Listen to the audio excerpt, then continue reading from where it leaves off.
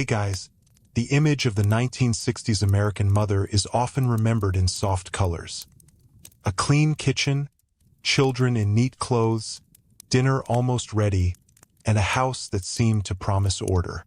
But behind that polished picture, many women were living inside a quieter pressure, where a small drink in the afternoon, or a stronger one after the children were asleep, could become part of how the day was survived. Before we settle into tonight's history, tell me where you're watching from and what history topic you'd like to hear next. If you enjoy thoughtful long-form history like this, leaving a like is a simple way to support it. And if you'd like more calm, quietly fascinating history videos, you're very welcome to subscribe. So tonight, we begin not with a scandal, but with an ordinary room in an ordinary American house, and the question of why so many mothers in the 1960s may have reached for a glass more often than people wanted to admit. In many popular memories of the decade, the 1960s appear restless and bright. There were protests, new music, television images, changing fashions, civil rights campaigns, space launches, and the visible cracking of older rules. But for many married women with children, especially in the suburbs and small towns of middle-class America, daily life could still be shaped by an older rhythm. The house was expected to be clean. The children were expected to be managed. The husband was expected to return from work to a household that looked peaceful. And the mother, at the center of this little domestic world, was expected to make all of it seem natural. That word, natural, mattered, because one of the most powerful pressures on American mothers in this period was not simply the amount of work they did. It was the expectation that they should want that work completely. A good mother was not only supposed to care for her children, she was supposed to feel fulfilled by the caring. A good wife was not only supposed to keep the home functioning, she was supposed to make that function look effortless. If she felt bored, trapped, anxious, lonely, resentful, or exhausted, the culture around her often had very little language for those feelings except personal failure. This is one reason alcohol could sit so quietly inside respectable life. It was not always imagined as rebellion. It could be presented as hospitality, relaxation, sophistication, or a normal adult reward. A cocktail before dinner did not have to look like a problem. A drink during a neighborhood visit could seem social. A small bottle kept in the cabinet could be explained as something for guests. And in a world where many women were discouraged from speaking honestly about strain, the drink did not ask for an explanation. The story, though, is more complicated than simply saying that 1960s mothers drank because they were unhappy. Some did not drink much at all.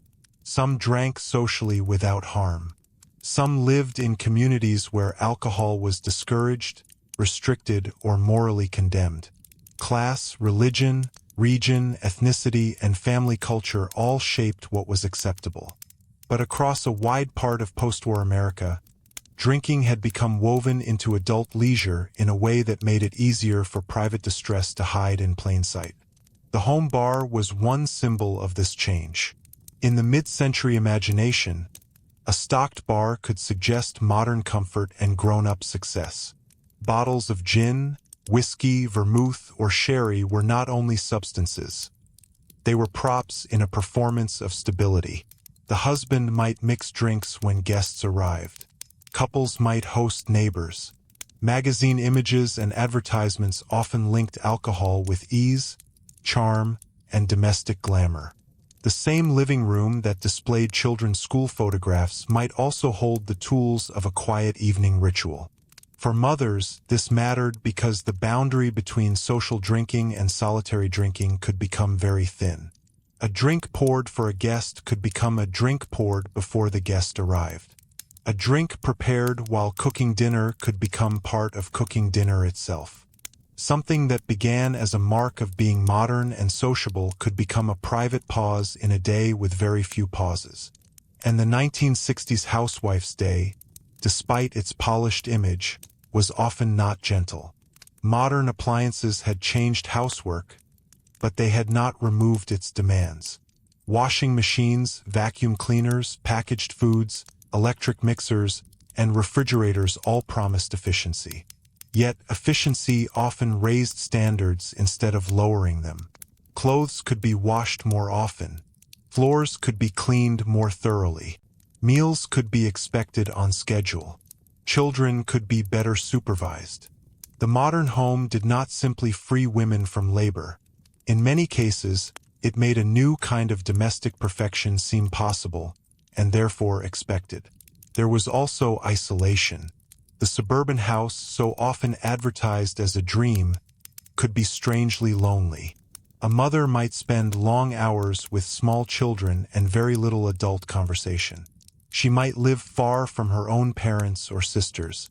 She might have one car, and that car might belong to her husband during the day. She might have neighbors nearby, but not necessarily friends she could trust with difficult truths. The houses were close together, but the inner lives inside them could remain carefully guarded. This is where the 1960s can feel almost painfully ironic. It was a decade famous for liberation, yet many mothers were still living under a domestic ideal that left them little room to admit they wanted anything else. The culture was changing, but change did not arrive evenly.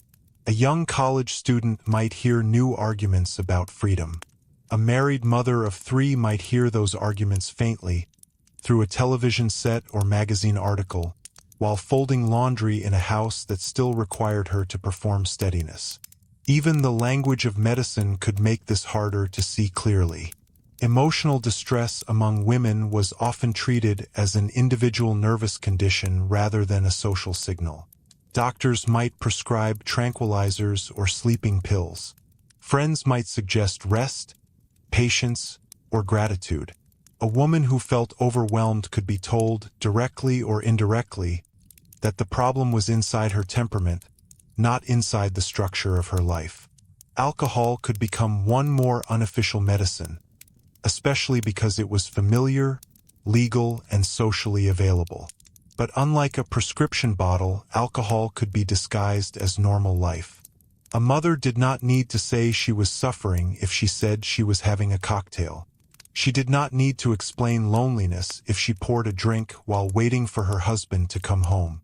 She did not need to confess dread if the evening drink was already part of the household routine. In this way, drinking could become both visible and invisible at the same time. The advertising world understood this softness very well. Mid-century alcohol advertisements rarely presented drinking as desperation. They presented it as taste, elegance, reward, and social belonging. The woman holding a glass was not necessarily shown as troubled. She was poised. She was attractive. She was relaxed. The drink did not threaten respectability. It completed the picture. This was a powerful message because it allowed alcohol to enter domestic life without seeming to disturb the values domestic life was supposed to protect. Yet beneath that polished surface were small daily contradictions. A mother was expected to be emotionally available to her children, but she might be given almost no emotional support herself. She was expected to keep the family calm, but her own anxiety might be treated as an inconvenience. She was expected to make the home a refuge for others, while the home itself could feel like a place she could not leave. The drink, then, was not simply about pleasure. Sometimes it was about creating a small private room inside a life where privacy was scarce. This does not mean every glass was tragic, or every cocktail hid despair. History becomes less trustworthy when it turns ordinary habits into one dramatic explanation. Many women drank because their friends drank, because their husbands drank, because parties included alcohol, because evening rituals had changed, or because they simply enjoyed it. But the deeper question is why alcohol could become so available as a solution to feelings that were not supposed to be spoken aloud. To understand that, we have to look more closely at the role of the American mother herself. She was not just a person inside the family. She was often treated as the emotional manager of the family. If a child was upset, she was expected to soothe. If a husband was tired, she was expected to understand. If relatives visited, she was expected to host. If the household felt tense, she was expected to soften it. Her labor was practical, but it was also emotional, and emotional labor is especially difficult because it can disappear when done well. A clean kitchen is visible. A calm child is visible. Pleasant dinner is visible. But the effort required to prevent arguments, absorb complaints, remember birthdays, manage moods, and keep everyone feeling cared for often leaves no trace. A woman could spend an entire day holding a family together and still be asked what she had done all day.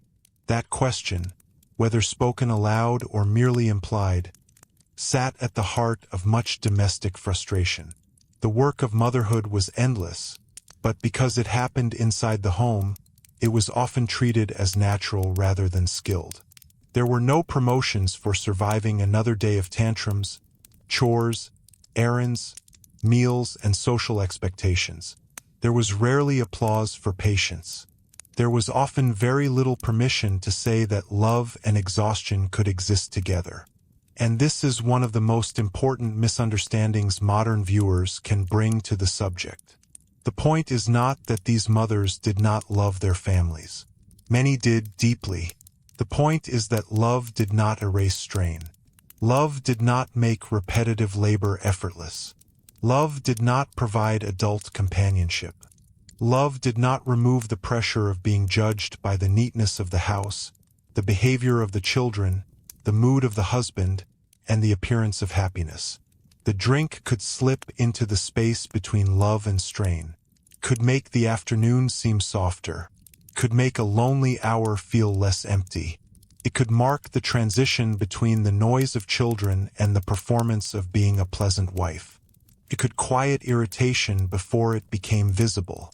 It could turn a private sense of being trapped into something that looked, from the outside, like a harmless habit. There was also the matter of time. A Mother's Day in the 1960s was often divided by other people's needs. School schedules, meal times, laundry, shopping, cleaning, church events, appointments, children's activities, and her husband's workday all structured her hours. Her time was constantly occupied, yet not always meaningfully her own. A drink could become a way of claiming a moment, even if that moment was small and risky. It said, "In a quiet way, this part of the day belongs to me." But the cost of that small claim could grow. Alcohol's danger in this setting was not only physical, could also deepen silence. If a woman relied on drinking to get through the evening, she might feel ashamed. If she felt ashamed, she might hide it. If she hid it, she might become more isolated. And isolation was often the very condition that made drinking appealing in the first place. Families could participate in the silence too. A husband might notice but not name it, because naming it would disturb the household image. Children might sense something but lack words for it. Neighbors might gossip quietly but avoid direct concern. In respectable communities, problems were often managed by appearing not to have them. This made private suffering harder to interrupt. The period's gender expectations also shaped how drinking was judged. Men's drinking had long been socially familiar, sometimes criticized, sometimes joked about, sometimes excused as part of work culture or masculine leisure. Women's drinking was more complicated. A woman could drink socially, especially in modern middle-class settings, but heavy drinking could threaten her image as controlled, maternal, and respectable. So the very culture that made alcohol available also made it shameful when a woman seemed to need it too much. This double standard mattered. A father who drank after work might be seen as unwinding. A mother who drank in the afternoon might be seen as failing. Yet the mother's pressures were not necessarily lighter. They were simply less publicly recognized. The drink that gave temporary relief could also become evidence against her if others decided she had crossed an invisible line. And invisible lines were everywhere in 1960s domestic life. A housewife could be fashionable but not vain, sociable but not careless, devoted but not smothering, cheerful but not silly, intelligent but not threatening, tired but not bitter. She had to be modern enough to fit the decade and traditional enough to protect the family ideal. That balancing act could be exhausting precisely because it had no official name. As the decade moved forward, more women began to question the terms of that arrangement. Books, conversations, campus politics, workplace changes, and feminist arguments slowly gave new language to old frustrations. But language does not instantly change a life. A mother who read about dissatisfaction still had children to feed. A woman who recognized unfairness still had bills, vows, social pressures, and limited options. Awareness could be freeing, but it could also be painful, because it made the walls easier to see before it made them easier to leave.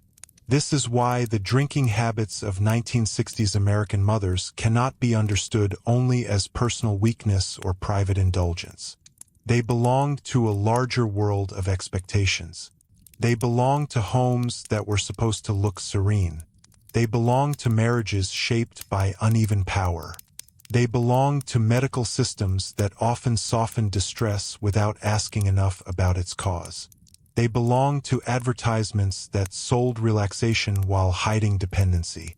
And they belonged to a culture that praised motherhood in public while leaving many mothers alone with its daily weight. By the time the evening came, the house might look exactly as it was supposed to look. The children might be washed. The table might be set. The husband might come through the door. The television might turn on. A glass might be lifted in the living room, not dramatically, not as a confession, but as part of the ordinary choreography of adult life. And that ordinariness is what makes the history so revealing.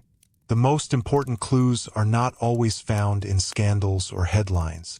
Sometimes they are found in the accepted rituals, the habits no one questioned, the small comforts that helped people endure systems they could not yet fully name. For many 1960s American mothers, the drink was not simply a drink. It could be a signal, a shield, a pause, a performance, and sometimes a warning that the perfect home was asking more of women than the culture was willing to admit. And to understand that more deeply, we have to move next into the rooms where this pressure was made visible. The kitchen, the living room, the neighborhood party, and the quiet afternoon hours when the public image of American motherhood met the private reality behind the door. The kitchen, more than almost any other room in the mid-century American home, was where the ideal of motherhood was tested against the reality of daily life. It was supposed to be efficient, cheerful, modern, and controlled. Magazine advertisements showed bright counters, smiling women in pressed dresses, children waiting happily for dinner, and appliances that promised ease. The kitchen was presented almost like a stage set for domestic success, a place where love could be measured in casseroles, packed lunches, polished floors, and the smell of something warm in the oven. But the lived experience was often much less graceful. For many mothers, the kitchen was not simply a place of nourishment. It was command center, workplace, nursery, negotiation table, and sometimes the loneliest room in the house.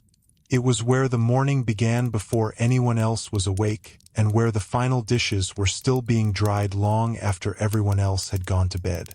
It was where budgets were stretched, arguments were softened, homework was supervised, and countless invisible decisions were made every day. And it was often where the first drink of the day quietly appeared. Not always in the morning and not always dramatically. Sometimes it was a glass of sherry in the late afternoon while dinner was being prepared. Sometimes it was bourbon added discreetly to a glass while the children played in another room. Sometimes it was wine during a visit from a neighbor, the sort of ordinary hospitality that made drinking feel respectable rather than concerning. The important detail is not the exact hour, but how normal it could look. There is a reason so many recollections of the era mention the phrase cocktail hour. Sounds harmless, even charming. a small ritual between the workday and the evening meal. But rituals matter because they become part of expectation. If the husband returned from work and expected a drink, then preparing that drink became one more part of the wife's labor. If the wife also poured one for herself, it could be framed not as dependence, but as participation in the same adult ritual. Yet the meaning was often different. For a husband, the drink might symbolize the end of work. For the mother at home, work had not ended at all. Dinner still needed finishing. Children still needed baths, discipline, reassurance, pajamas, and sleep. Tomorrow's tasks were already waiting. Her drink was not a reward after labor. It was often taken in the middle of labor, a brief attempt to soften its edges. This distinction mattered, though it was rarely spoken aloud. Many women of the period later described a strange emotional geography inside suburban life, being constantly busy and yet profoundly underrecognized. They were needed every hour, but often not seen as people with needs of their own. Their work was essential, but because it happened inside the private sphere of the home, it could be dismissed as ordinary. The very success of a mother's labor made it disappear. If everything was running smoothly, it looked as though nothing difficult had happened. A drink could become a private acknowledgement that something difficult had happened. It might mark the end of an afternoon filled with tantrums, errands, and the low-level exhaustion of never being fully alone. It might be taken after a difficult phone call with a relative, or after the discovery that money was tighter than expected that month. It might follow the quiet humiliation of comparing one's own messy reality to the polished lives presented in advertisements or neighborhood conversations. Comparison was another invisible pressure of the suburban world. In tightly organized neighborhoods, especially in new post-war suburbs, women often lived close enough to observe one another constantly. Lawns were visible.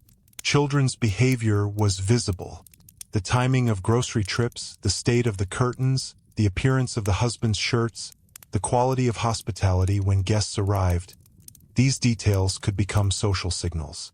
No one needed to formally announce standards. They were enforced through glances, gossip, and the silent fear of being the woman everyone pitied. This could make honesty difficult. To say openly that motherhood felt exhausting could sound like ingratitude. To admit boredom could sound morally suspect. To confess anger could sound like failure. And so many women learned a softer language of survival. Just tired, a little stressed. I need something to take the edge off. Alcohol fit neatly into that softer language because it did not require a political argument. It did not require a confession.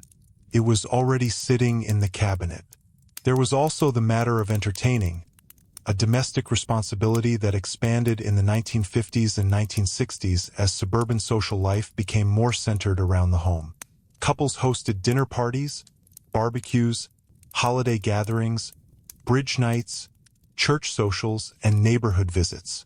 Women were often expected to make these events appear effortless. The food should be good but not anxious. The house should be clean but not obsessive. The children should be presentable but not disruptive. The husband should appear relaxed, not burdened by preparation. This kind of hospitality was labor disguised as leisure. And because alcohol was central to many of these gatherings, it further blurred the line between social expectation and personal coping. A mother might spend the afternoon preparing for guests and then finally sit down with the same drink she had been offering everyone else. But the glass carried two meanings at once: host and exhausted worker. In this way, the culture made heavy drinking easy to hide. Respectable women were not imagined as alcoholics. That word belonged in the public imagination to men in bars, broken careers, obvious disorder. A suburban mother with a neat blouse and a functioning household did not fit the stereotype. This made it harder for both families and doctors to recognize when drinking had shifted from habit to dependence. Even when it was recognized, the response could be complicated by shame. A woman struggling with alcohol risked more than health. She risked her identity as a good mother. She risked custody fears, marital judgment, church whispers, and the possibility of being seen not as tired, but as morally unreliable. For this reason, many women hid drinking patterns with extraordinary discipline. Bottles could be tucked behind ordinary groceries, refilled, disguised, or explained away. A woman who managed every detail of the household could become equally skilled at managing appearances. Children often noticed more than adults assumed. Many who later reflected on growing up in such homes remembered atmosphere before explanation. They remembered a mother who seemed unusually tired in the afternoon, or suddenly sharp-tempered, or emotionally distant by evening. They remembered the smell before they understood the source.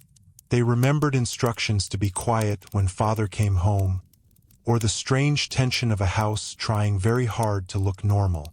But children rarely had the language to describe what they were sensing. They simply absorbed the weather of the home. And fathers, too, often participated in a silence shaped by the era's gender assumptions. Some genuinely did not understand the scale of domestic isolation their wives experienced. Others noticed but preferred not to confront it. If the household continued functioning, if the children were fed and appearances remained intact, then many men were culturally encouraged to see the arrangement as basically sound. This is one of the quietest contradictions of the period. The family could look successful precisely because one person was carrying too much. Popular television added another layer to this contradiction. Sitcom families were tidy. Problems were resolved within half an hour. Mothers were composed, patient, and almost infinitely available. Even when comedy allowed mild frustration, it rarely permitted the deeper emotional realities of entrapment, resentment, or dependency. The audience was shown a performance of domestic harmony, and many women were left comparing themselves to fiction designed to reassure advertisers. It is difficult to overstate how powerful that comparison could be. The post-war American dream was not only economic. It was visual. It was a picture people were taught to desire and then expected to inhabit. The ranch house, the smiling family, the clean driveway, the obedient children, the calm wife. These were not merely personal hopes. They were part of national identity. In the Cold War context, domestic stability itself was often treated as proof of American success. The happy suburban family was presented almost as a moral argument that made private unhappiness feel strangely unpatriotic. If the system was supposed to be the reward, then dissatisfaction could feel like personal failure rather than evidence that the system had limits. Women were not only managing homes, they were often asked to symbolize a national ideal through those homes. That is a heavy symbolic burden to place on ordinary human lives. And ordinary lives have ordinary fractures. A child gets sick. A husband loses patience. Money tightens. Parent ages. Another pregnancy arrives unexpectedly. A marriage cools. A bright young woman realizes at 35 that the life she entered at 22 has become much smaller than she imagined. None of these moments necessarily produce crisis, but repeated over years, they create a kind of emotional erosion. A drink can feel very persuasive against erosion, not because it solves anything, but because it changes the texture of an hour. It slows the edge of disappointment. It gives ritual to loneliness. It offers a small sense of reward where official rewards are absent. It can even create the illusion of control. I chose this, I poured this moment belongs to me. That illusion matters because control was often one of the things many mothers felt they had lost. Their days were organized around service to others. Their identities were filtered through wifehood and motherhood. Their ambitions, if they still existed in visible form, might be treated as selfish or immature. Some women had once imagined careers, travel, graduate study, artistic work, or simply a wider adult life. Instead, they found themselves praised for sacrifice so consistently that sacrifice began to feel like the only acceptable personality. This did not affect all women equally. Race and class shaped the experience sharply. Middle-class white suburban housewives became the dominant cultural image, but many black women, working-class women, immigrant women, and rural women were living under entirely different economic realities. Some worked outside the home because they had to, not because liberation had arrived. Some had less access to the polished domestic ideal and therefore less pressure to perform it in the same way. Others faced both economic labor and domestic labor at once. Still, across these differences, the emotional expectation that mothers should absorb strain quietly remained powerful. And this is where the story begins to connect with something larger than drinking itself. Because the glass in the kitchen was not only about alcohol. It pointed toward a broader question. What happens in a culture that praises motherhood endlessly, but listens very little to mothers themselves? By the late 1960s, that question was becoming harder to contain. Women were beginning to speak more openly, to friends, to writers, to consciousness-raising groups, to therapists, sometimes simply to themselves in the privacy of a journal. The polite language of nerves and tension was starting to collide with a sharper recognition that personal unhappiness might be connected to political and social structures. But before those conversations fully surfaced, before the language became public, before dissatisfaction could be named with more confidence, there was often only the quiet domestic rhythm. The school run, the groceries, the dishes, the smile at the neighbor's door, the waiting for evening, and the familiar sound of ice, settling into a glass. And in that sound, repeated across thousands of American kitchens, there was often far more history than anyone at the time was prepared to admit. The next place we have to look is the doctor's office, because for many women in the 1960s, alcohol was only one part of the story. Very often, it sat beside something else in the medicine cabinet. Something prescribed, respectable, and equally revealing about what the era thought women were supposed to endure. The doctor's office in the 1960s often looked like a place of reassurance. Clean walls, careful voices, polished desks, the quiet authority of white coats and waiting rooms.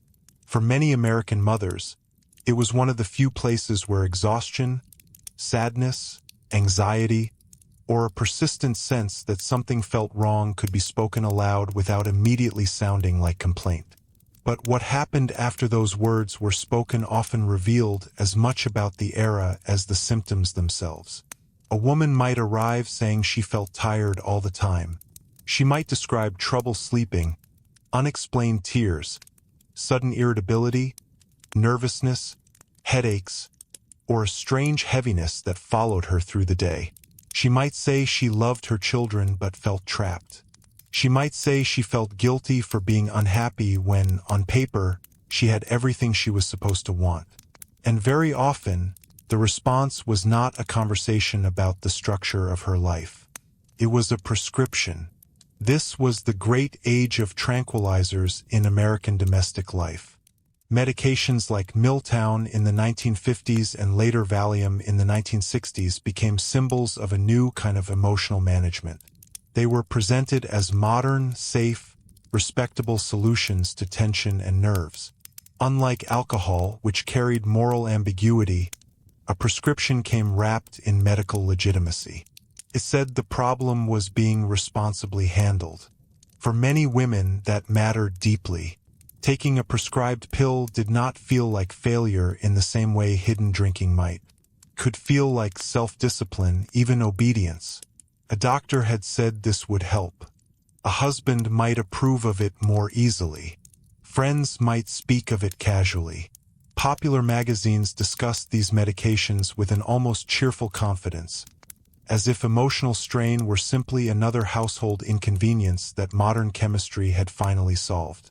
The phrase "mother's little helper" would later become famous for exactly this reason.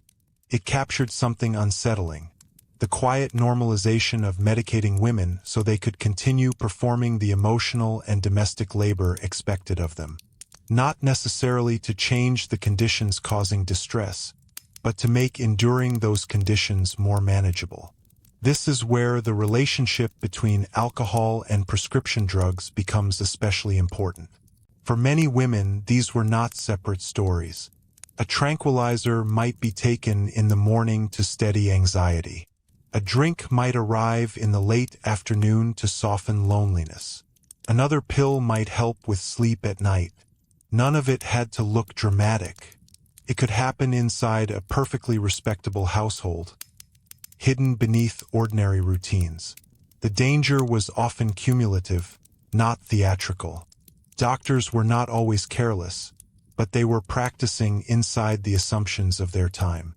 Medicine in the post-war United States still carried strong paternal habits, especially around women's emotional lives. A husband's work stress might be treated as understandable pressure.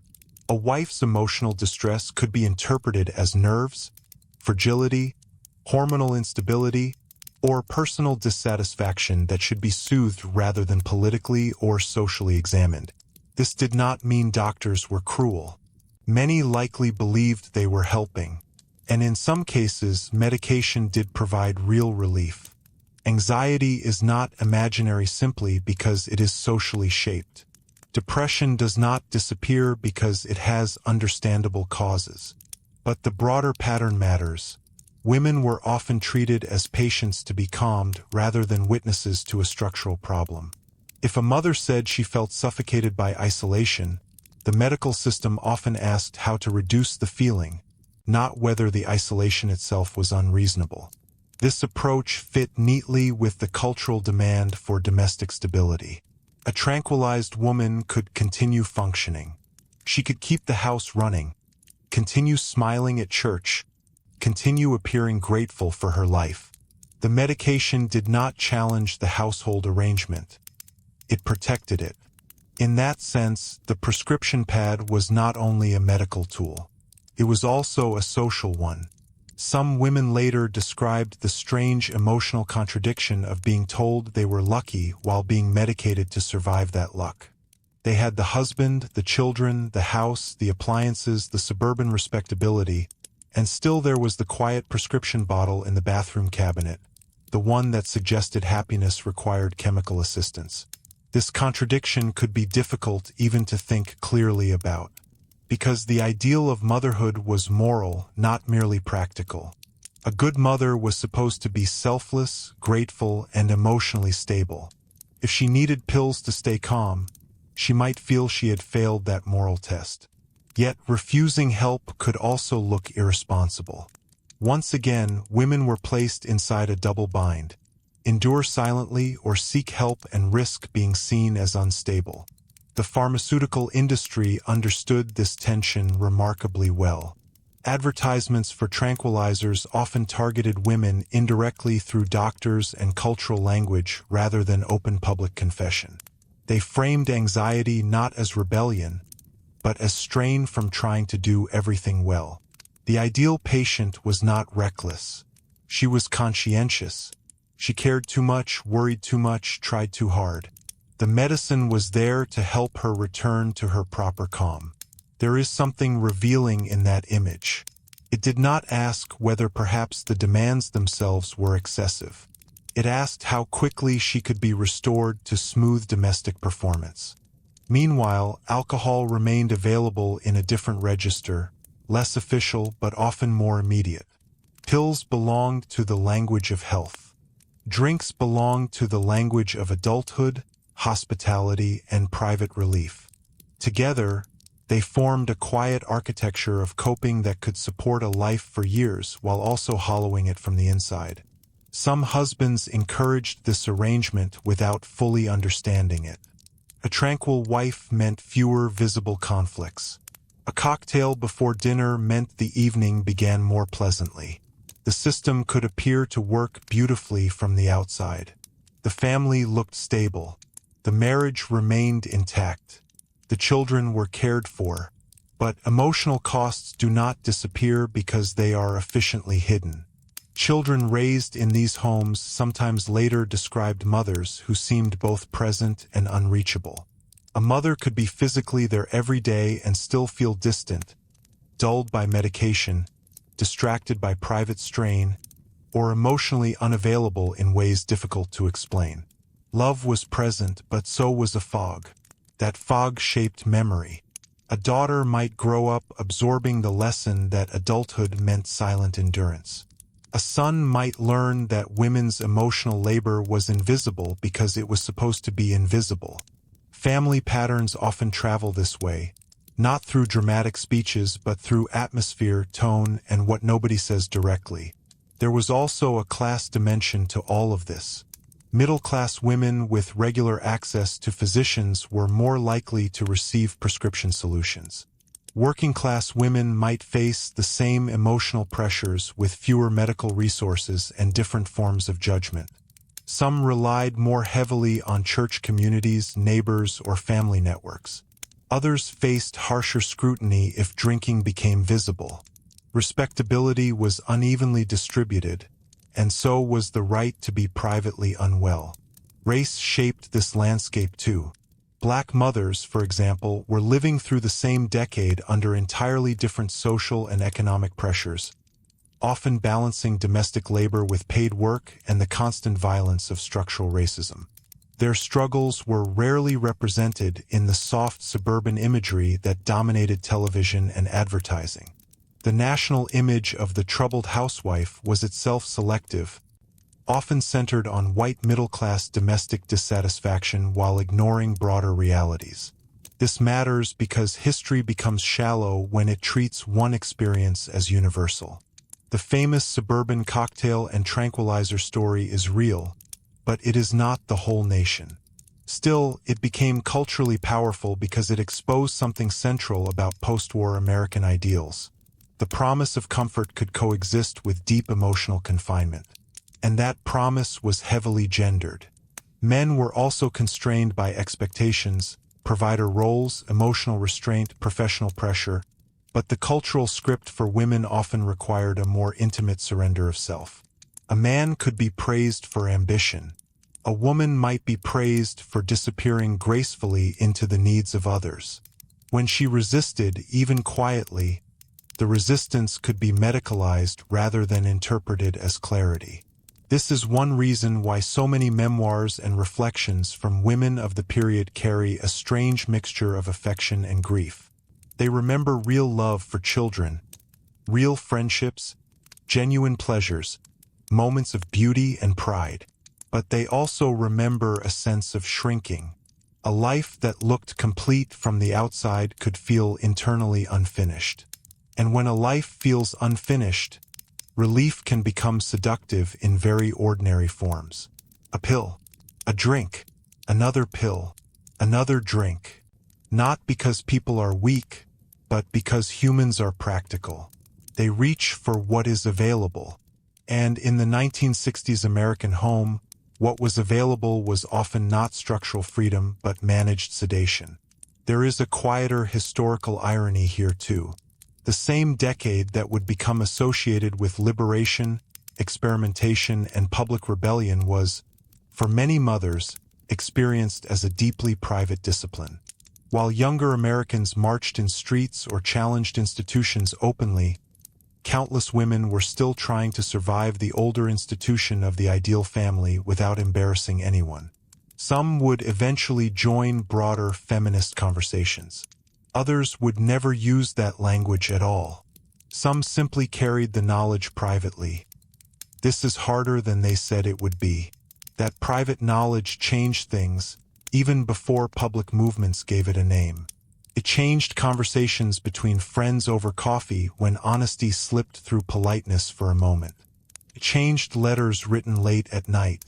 It changed daughters watching their mothers carefully and deciding years later that they wanted a different kind of life. It changed marriages, sometimes quietly, sometimes catastrophically. And it changed the way ordinary domestic rituals were understood. A glass on the kitchen counter was no longer just a glass. A bottle of Valium in the drawer was no longer just medicine. They were clues, small, respectable clues, that something in the architecture of post-war domestic life was under strain. And perhaps nowhere did that strain become more visible than at the neighborhood gathering, where the performance of happiness was at its strongest. The backyard barbecue, the church luncheon, the bridge club, the couple's dinner party. These were the stages where suburban life displayed itself most confidently.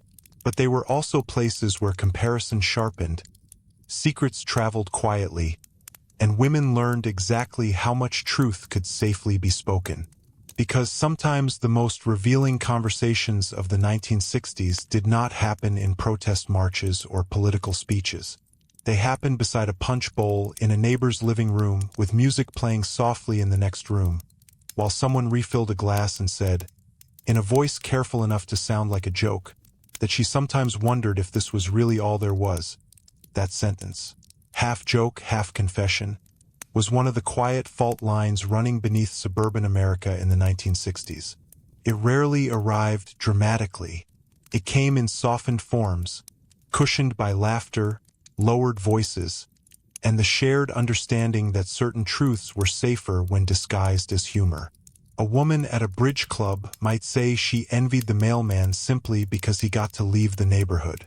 Another might joke that her blender understood her better than her husband. Someone else, while pouring another drink at a dinner party, might remark that she had become so good at smiling she sometimes forgot whether she was happy. Everyone would laugh, and sometimes the laughter was genuine.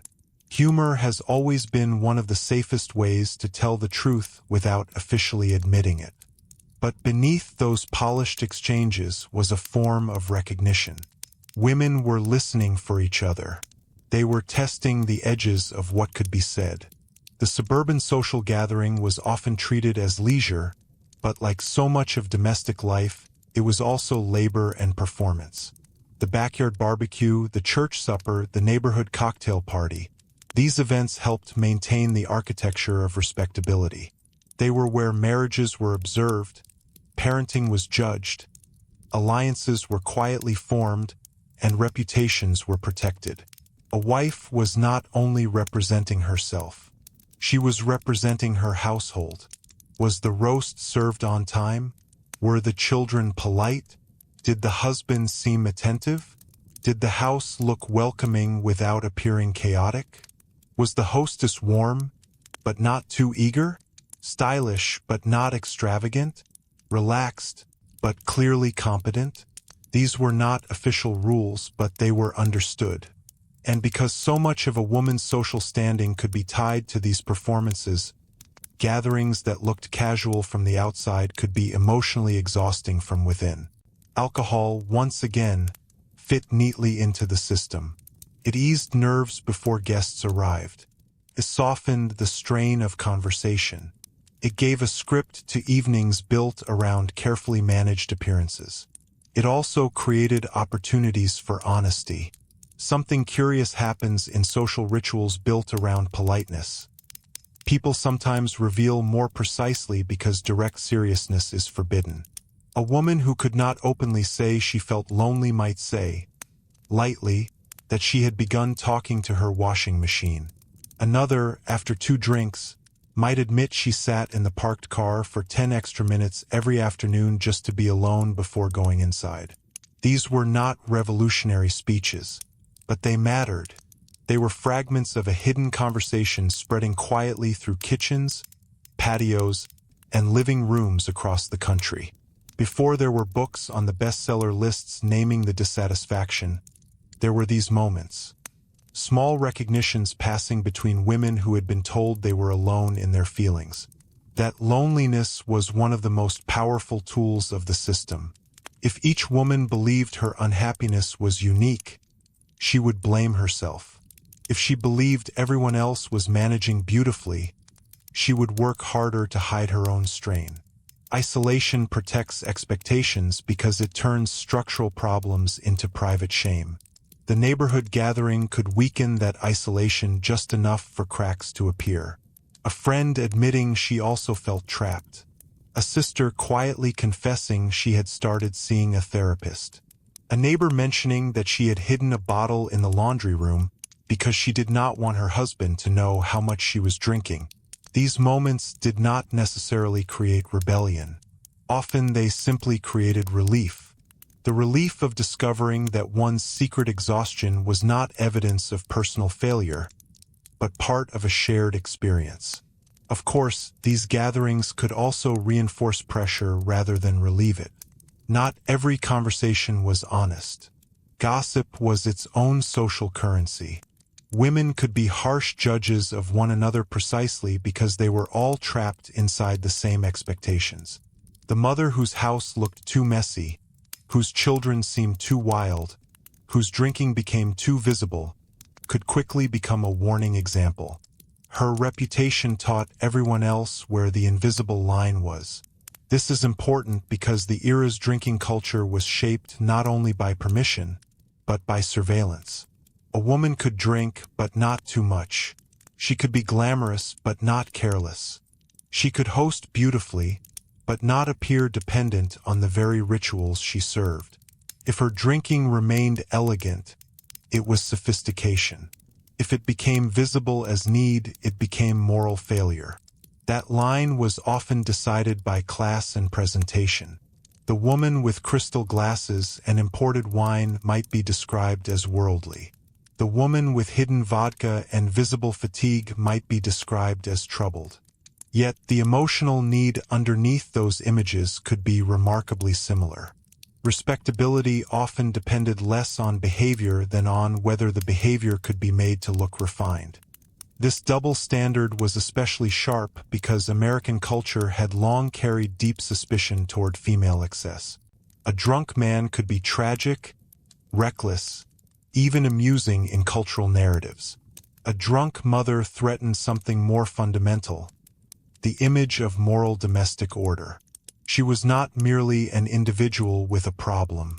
She appeared to endanger the family itself. That made secrecy almost inevitable. Women learned to manage not only their feelings, but the evidence of their feelings. They learned which stores to buy from, which friends were safe, how to keep bottles unnoticed, how to recover quickly before school pickup, how to perform normalcy with extraordinary discipline.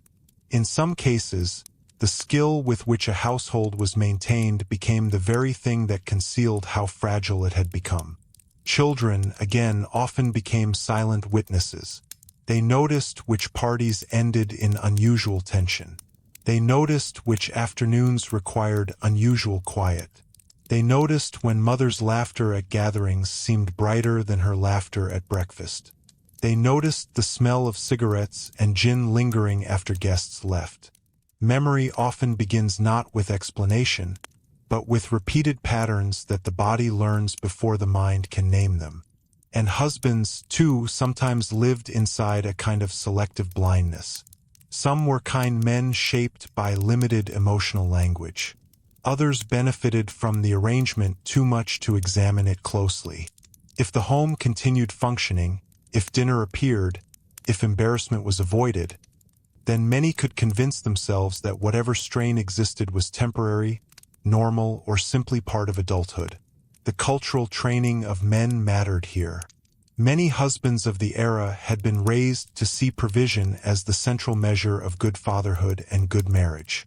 If they worked hard, paid the mortgage, and remained outwardly loyal, they could sincerely believe they were fulfilling their responsibilities.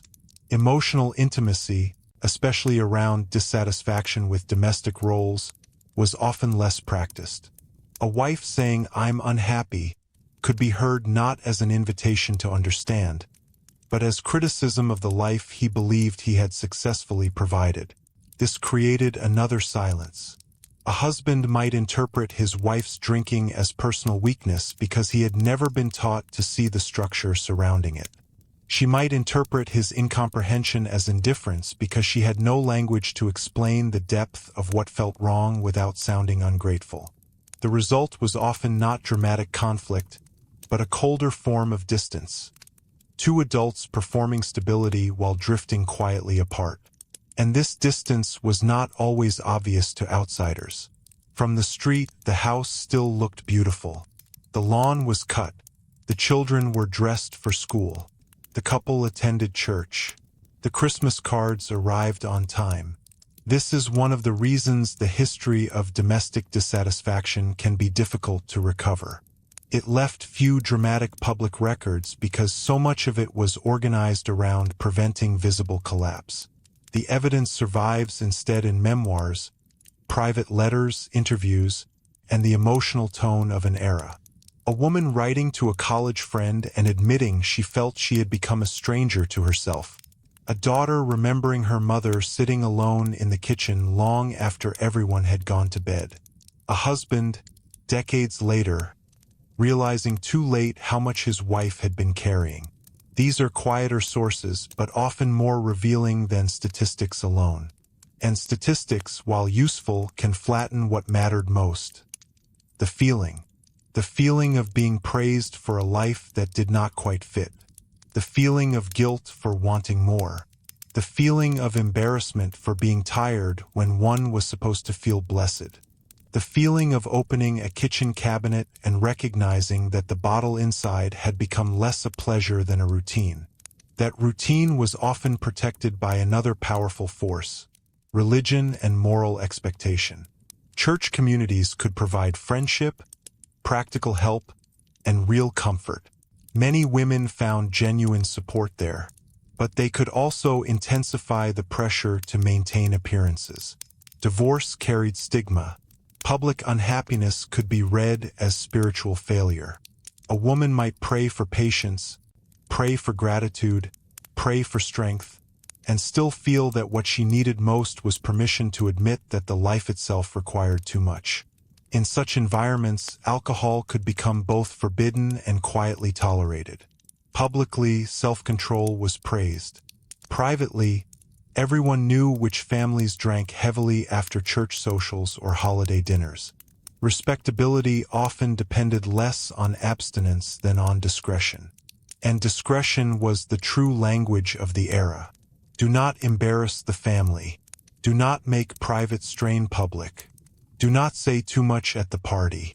Do not let the children notice. Do not let the neighbors know. Do not turn ordinary unhappiness into scandal.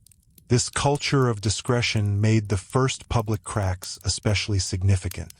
When writers and thinkers in the early 1960s began describing women's dissatisfaction in broader social terms, many readers experienced something almost shocking: recognition without shame. To see private frustration described as part of a larger pattern was not merely informative. It was destabilizing.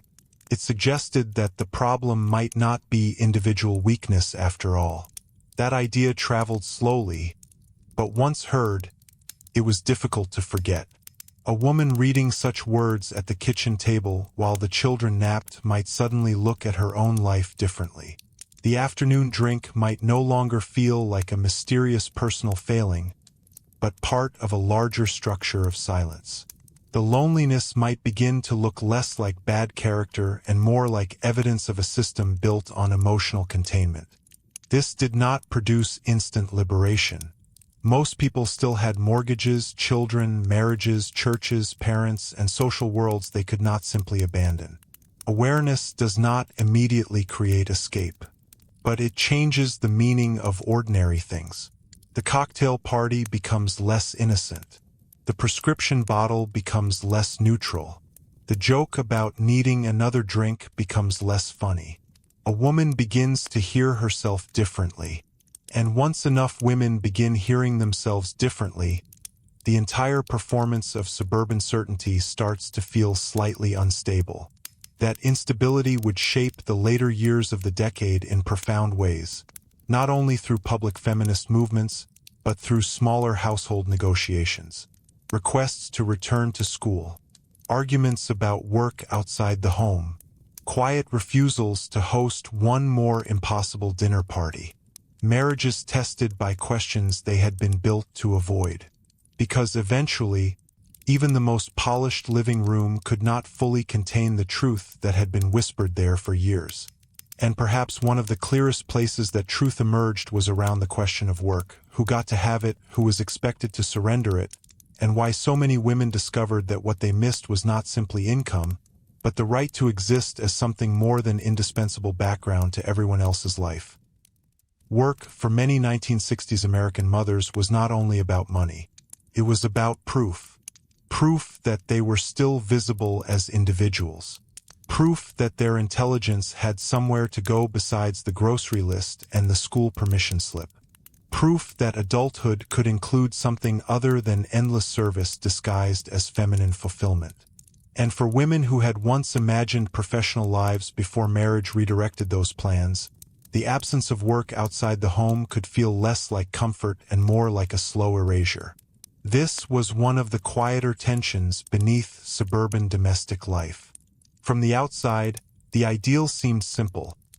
A husband earned, a wife managed the home, the children were secure, and prosperity meant the family no longer needed two incomes. In theory, this arrangement represented success. A man whose wife did not have to work was often seen as a good provider. A woman who stayed home with her children could be praised as devoted and fortunate. But theory and feeling are not the same thing. Many women had been educated with real seriousness.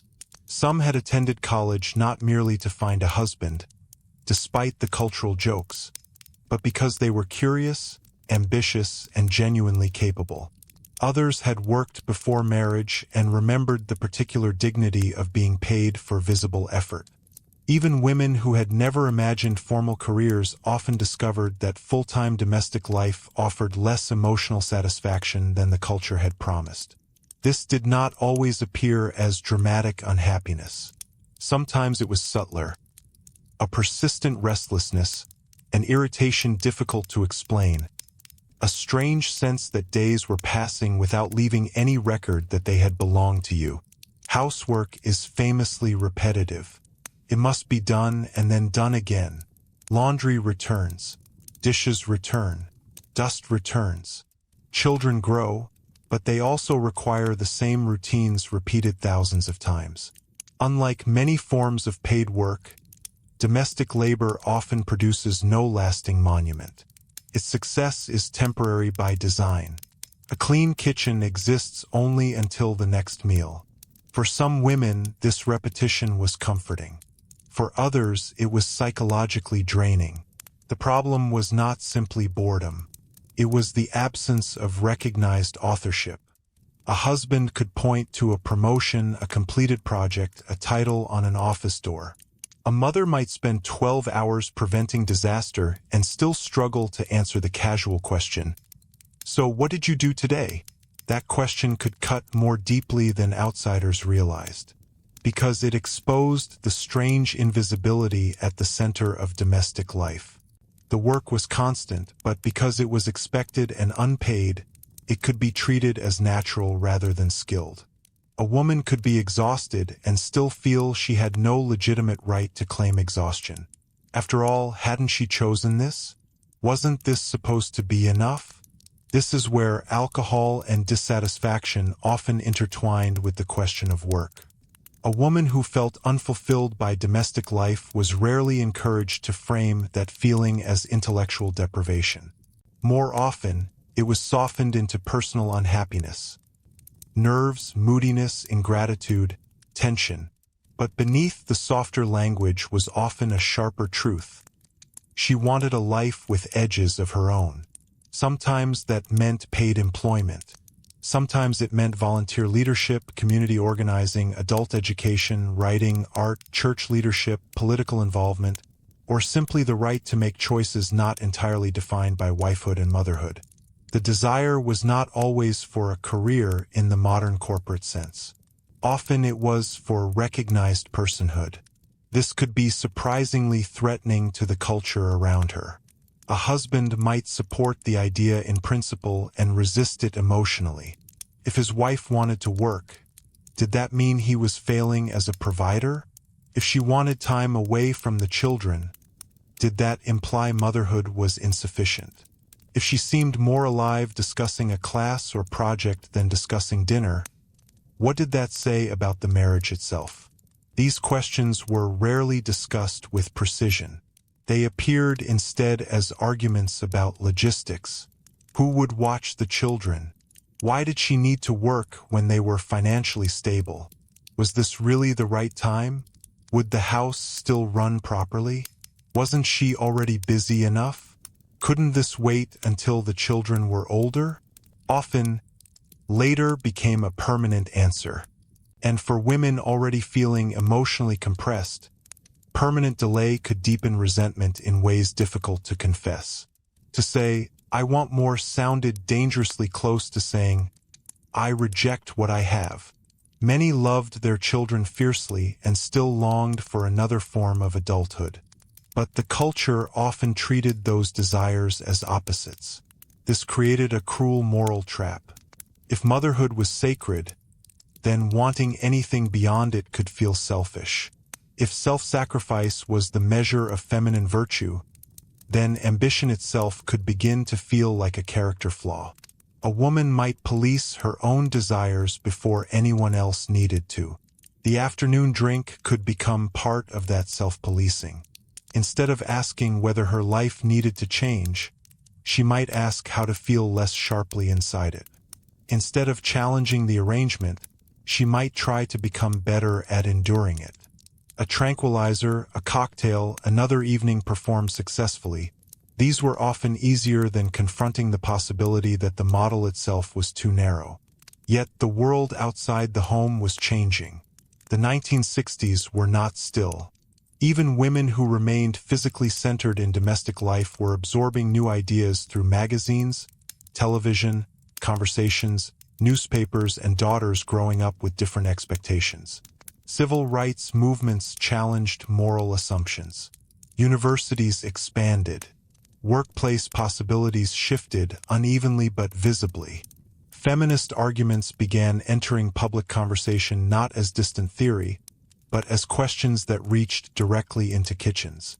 What if unhappiness was not a private flaw? What if intelligence wasted in isolation was a social problem, not a personal luxury? What if a woman could be a good mother and still insist on a self that extended beyond motherhood? These questions did not arrive neatly.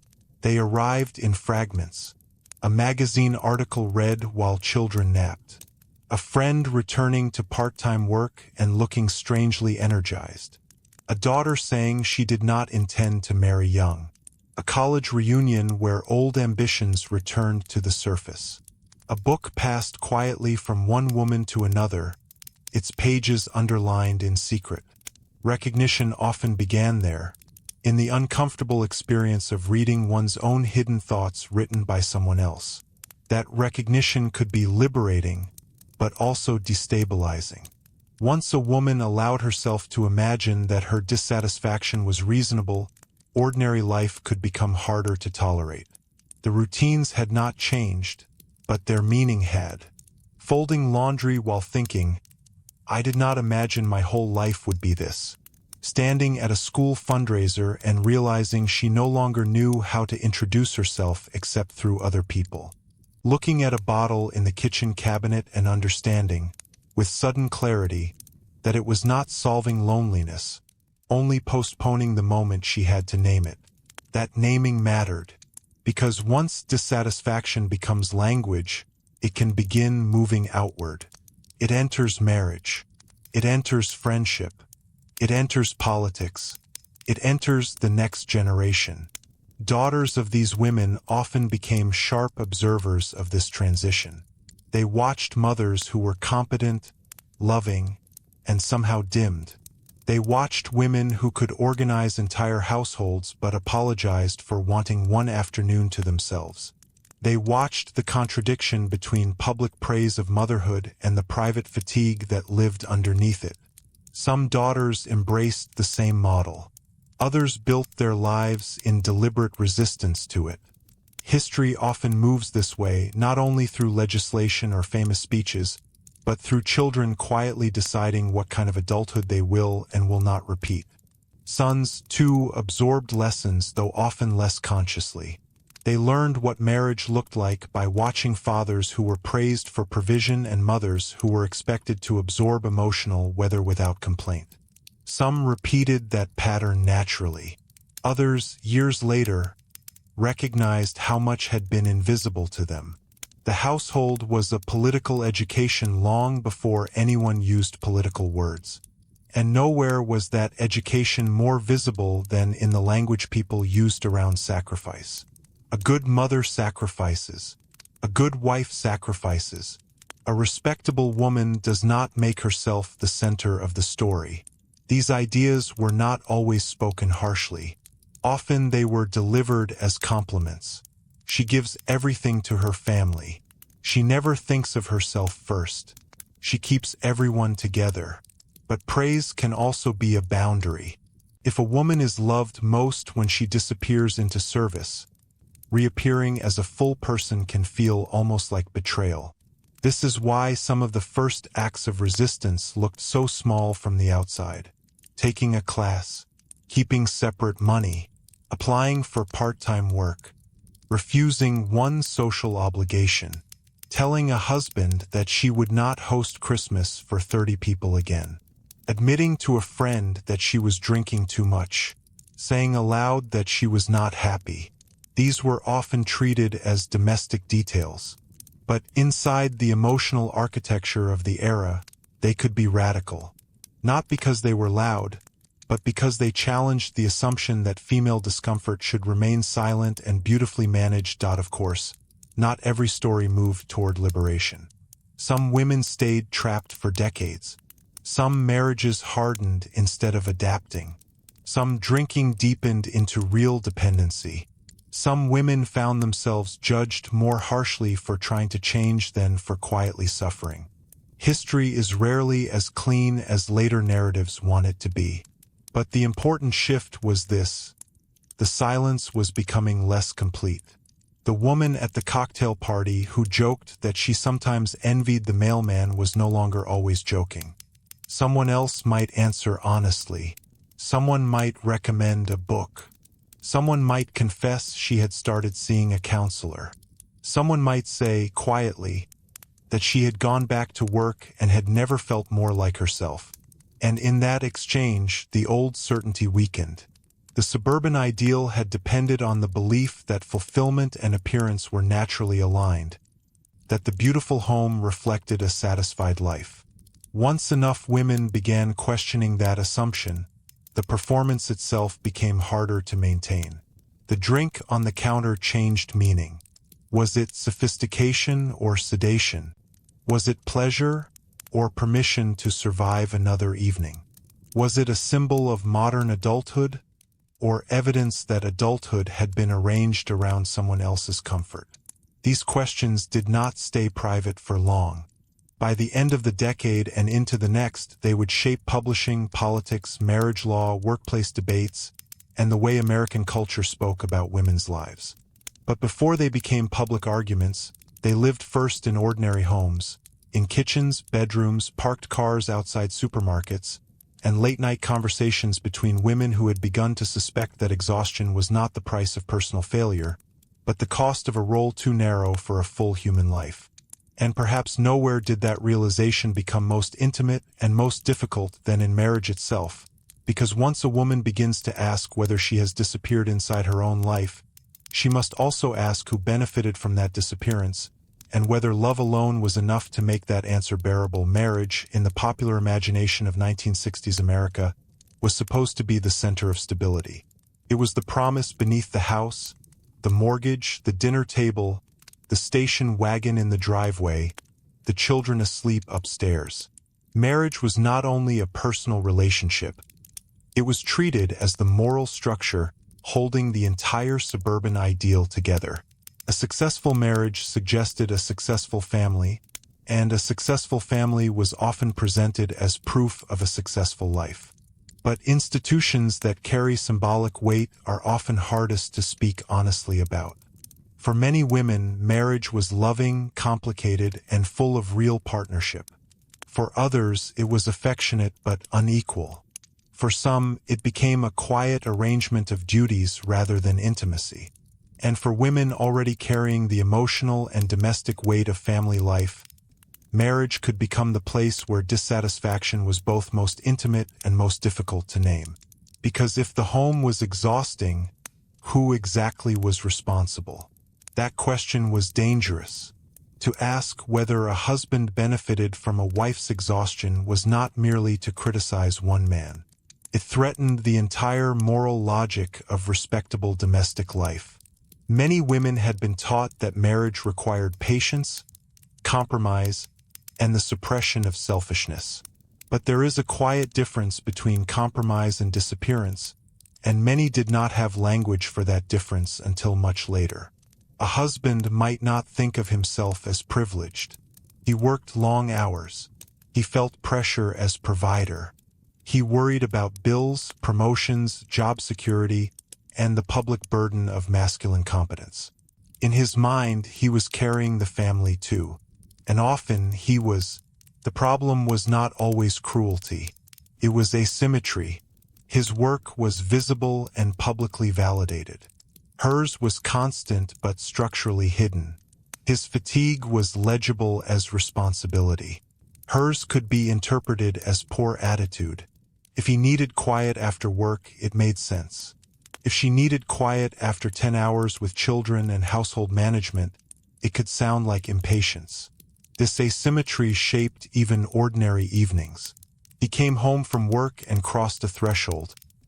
Office to home, labor to rest. She often did not have such a threshold. The children still needed supervision. Dinner still needed serving. Emotional temperature still needed managing. The evening could feel less like reunion and more like the beginning of a second shift. One that required her to be pleasant regardless of how depleted she already was. That is why the cocktail hour held so much symbolic weight. It looked like shared adult leisure, but often it revealed unequal transitions. His drink marked release. Hers marked endurance. He might sit. She was still moving, setting plates, checking homework, preventing arguments before they happened. The same glass could represent two entirely different experiences. Many women noticed this long before they had a framework to analyze it. They simply felt the resentment in small flashes. When he asked what was for dinner without noticing the day behind it. When he described himself as helping with the children rather than understanding them as equally his responsibility. When praise for being a good provider seemed to erase the invisible work required to make provision feel like family. These moments were often too ordinary to qualify as scandal. That was part of the difficulty. It is easier to name obvious mistreatment than chronic imbalance. A husband who was faithful, financially responsible, and socially respectable could still be part of a marriage where his wife felt lonely. She might struggle to explain that loneliness even to herself because there was no obvious villain. There was only the slow accumulation of being needed more than being known. That distinction, needed versus known, sits at the center of many mid-century marriages. A woman could be essential to the functioning of the household and still feel emotionally unseen. Her husband might love her sincerely while relating to her primarily through service. Mother of his children, manager of his home, stabilizer of his life. Love and invisibility are not opposites. They can coexist in painful ways. And alcohol often entered precisely there, in the gap between affection and recognition. A drink after dinner could soften the feeling that conversation had become logistical rather than intimate. Another glass during a couple's gathering could make performance easier when closeness felt absent. Drinking did not create marital distance, but it could help people live inside it without confronting it directly. Confrontation itself was culturally complicated. Women were often advised to protect marriage by managing tone rather than substance. Do not nag. Do not embarrass him. Choose the right moment. Be supportive. Keep the home peaceful. Entire books and magazine columns were built around helping wives maintain harmony, often by translating dissatisfaction into better emotional service. Very few asked whether harmony built on one person's constant adjustment was truly harmony at all. This did not mean women were passive. Many negotiated constantly with intelligence and strategy. They managed finances quietly, influenced decisions subtly, built emotional alliances with children, and created forms of autonomy inside systems that did not officially grant much. But private adaptation is not the same as equal recognition. The rise of therapeutic language in the 1960s made this both easier and harder. Marriage counseling, advice columns, popular psychology, and self-help language gave couples new vocabulary for discussing communication. Yet even there, women were often encouraged to fix relationships by becoming calmer, more patient, more sexually available, more understanding of male stress. The burden of repair frequently returned to the wife. If she felt disconnected, perhaps she needed to be more attentive. If she felt bored, perhaps she needed a hobby. If she drank too much, perhaps she needed better self-control. The possibility that the structure itself might be unfair remained surprisingly difficult to say plainly. And yet women were beginning to say it. Not always publicly, sometimes first in the smallest spaces. Over coffee with a trusted friend, in letters to old classmates, in journals hidden in bedside drawers. A sentence like, "I think I have become invisible," could be more revolutionary than a public speech, because it marked the moment a private feeling became a recognized truth. Once spoken, it changed marriage. A woman who has named her own disappearance does not move through domestic life in quite the same way. She notices the unpaid labor differently. She hears "you're lucky" differently. She sees the drink in her hand differently.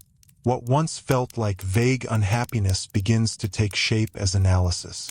That analysis could lead in many directions.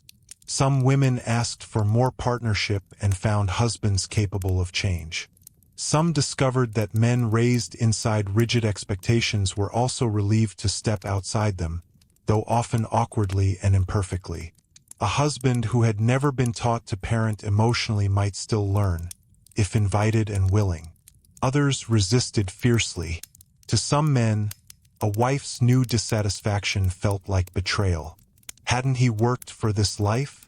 Hadn't he done what was expected? Why was gratitude being replaced by criticism? The language of liberation could sound, inside marriage, like accusation.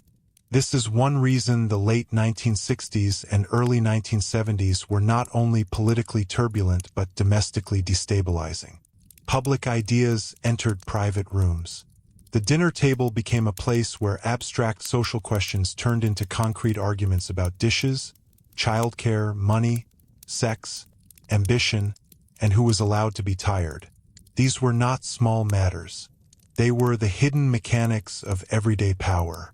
Who gets uninterrupted time? Who gets to leave the house without explanation?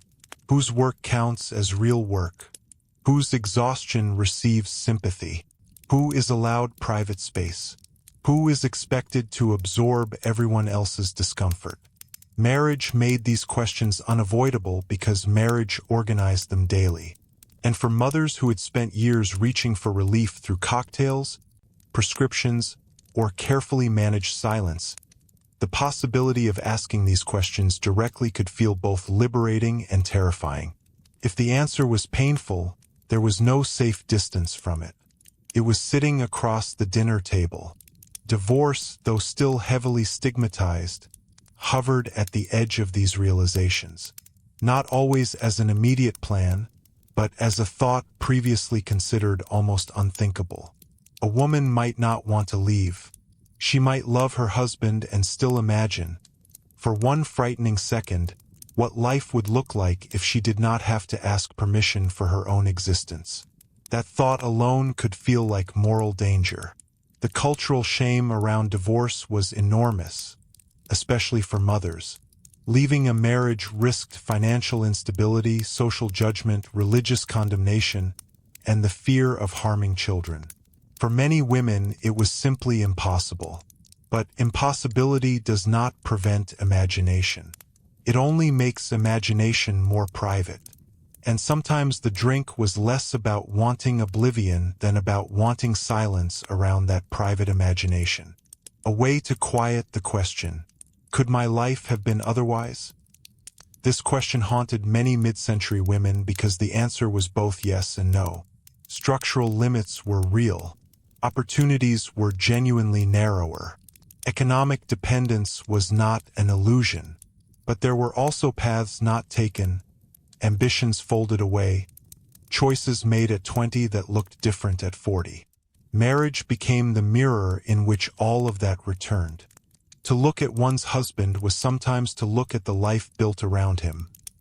Not always unfairly, not always regretfully, but with the unsettling awareness that love and limitation could arrive together. A woman could be grateful and grieving at the same time. History becomes more honest when it allows both. The 1960s American mother was not simply oppressed, nor simply privileged. She could be loved and lonely, comfortable and trapped, admired and unseen. She could genuinely choose domestic life and later discover that choice had costs she had never been allowed to calculate. She could pour a drink not because she hated her family, but because she loved them and no longer knew where, inside that love, she herself still existed. This complexity is why simplistic judgments fail. To say these women were merely bored is shallow. To say they were secretly miserable is equally incomplete. Most were living ordinary mixed lives, where affection, duty, resentment, pleasure, guilt, pride, and exhaustion sat at the same table. Alcohol mattered because it moved easily among those emotions without requiring them to be named. But eventually, naming becomes necessary. A marriage can absorb silence for years, sometimes decades, but not forever. Sooner or later something forces clarity. A child leaving home, an affair discovered, a financial crisis, a health scare, a daughter asking sharp questions, a husband finally noticing how much has been hidden, or simply the slow accumulation of one too many evenings where the same quiet loneliness returns.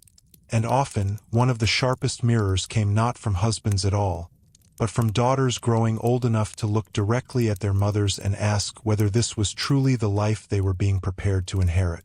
Because the next generation was watching very closely.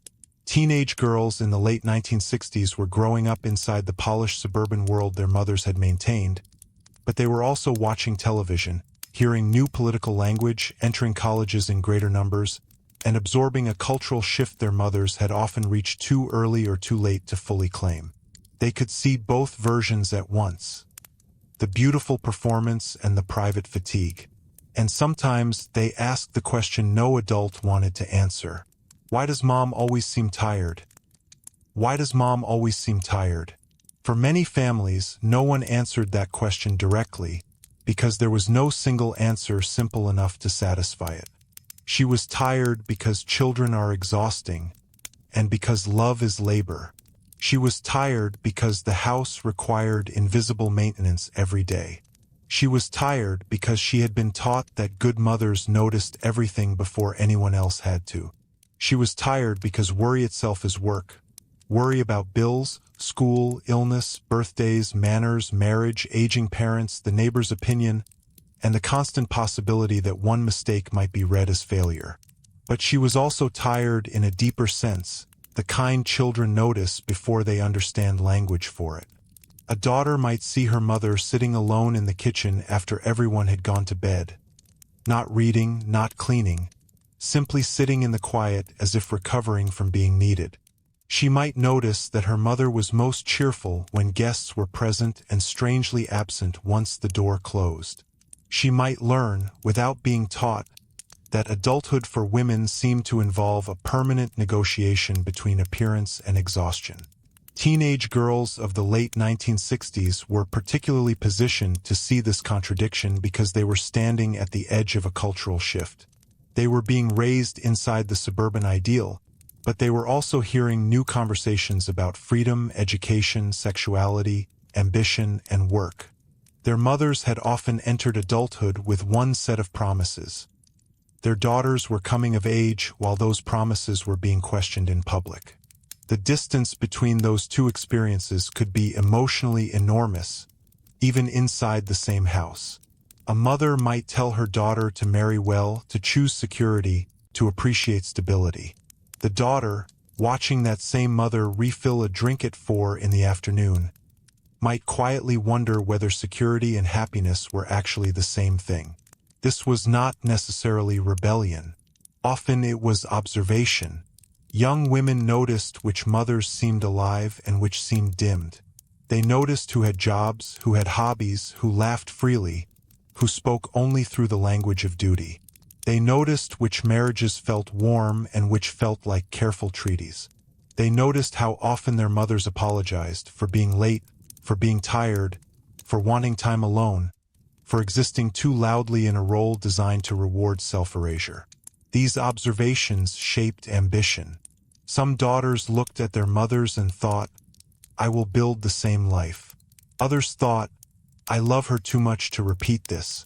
This is one of the most intimate engines of historical change.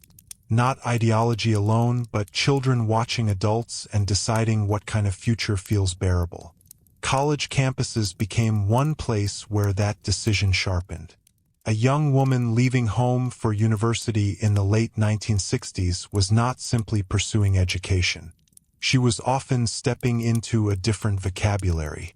She encountered professors, books, friends, and political arguments that gave formal language to feelings she had sensed privately for years. Why were girls prepared for marriage more carefully than for independence? Why was ambition praised in sons and softened in daughters? Why did so many women's lives seem to narrow after marriage rather than deepen? Why did so many mothers look like people who had once expected something else? These questions were not abstract when your own mother was the evidence. And mothers felt this tension too. Some encouraged daughters toward freedom they themselves had not been allowed to fully claim. They insisted on education, savings, and choices. They said, sometimes quietly and sometimes with fierce clarity, "Do not depend entirely on anyone." Their advice could sound contradictory. Be a good woman, but also protect yourself. Marry for love, but keep your own name somewhere inside your mind. Others resisted the shift because it threatened the moral logic of the life they had built. If the younger generation rejected the domestic ideal, what did that mean for the sacrifices already made? Could feel less like progress and more like retroactive judgment. This created complicated mother-daughter relationships. A daughter asking for freedom could sound, to a mother, like criticism of her entire life. A mother defending traditional marriage could sound, to a daughter, like surrender. Yet beneath both positions was often the same thing: fear. The mother feared instability, humiliation, loneliness, financial dependence reversed into financial disaster. The daughter feared disappearance. Both were responding to real history. This is why conversations about women's roles in the late 1960s were so emotionally charged. They were not merely political disagreements. They were family arguments about what counted as safety, dignity, and love.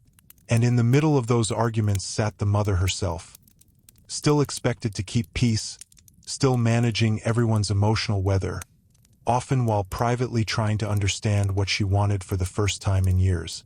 That moment could be disorienting. Many women had spent so long organizing life around other people's needs that asking, "What do I want?" felt almost embarrassing. Not because the question was selfish, but because they had been trained to treat it as suspicious. Desire outside service required justification. This is another place where alcohol becomes historically revealing. A woman might not permit herself to say, "I want more from my life," but she could pour a drink and feel, for an hour, less sharply aware of that unsaid sentence. She could sit in the parked car outside the grocery store for 10 extra minutes.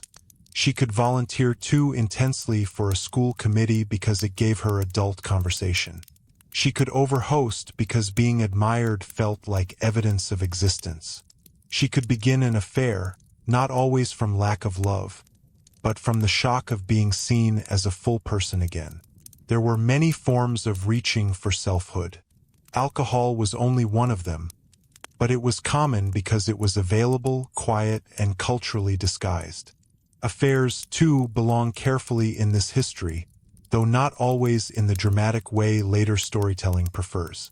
The 1960s suburban mother who strayed from marriage was often not chasing romance in the cinematic sense. Sometimes she was chasing recognition, to be listened to be asked questions not related to groceries or children, to be desired as a woman rather than relied upon as a domestic institution.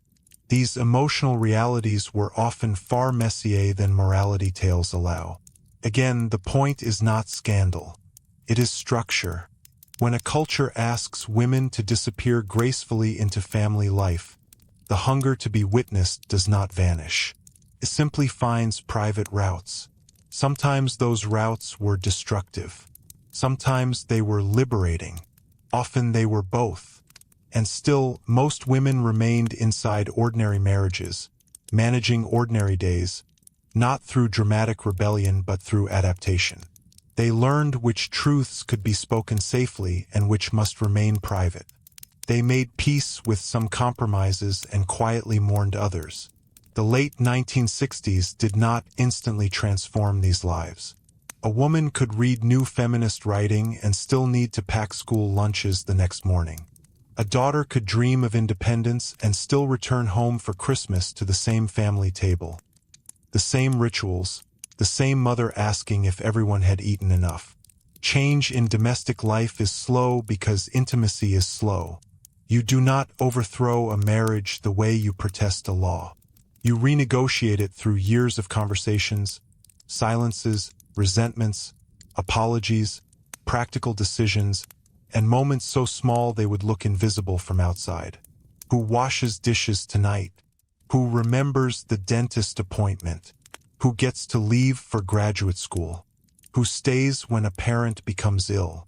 Who pours the drink and who notices? These details are history too. In fact, they are often the most durable kind because they shape the emotional habits passed between generations. A daughter who watched her mother apologize for resting may carry that reflex into her own adulthood even if she rejects everything else. A son raised by a woman who hid exhaustion may spend years learning how much labor he was trained not to see. The family teaches history through repetition. And by the end of the decade, repetition itself was beginning to break. Women returned to work. Marriages faced conversations they had postponed for years. Some households became more equal. Others became colder. Some mothers drank less once they found language for their dissatisfaction. Others drank more because naming the problem did not solve the loneliness.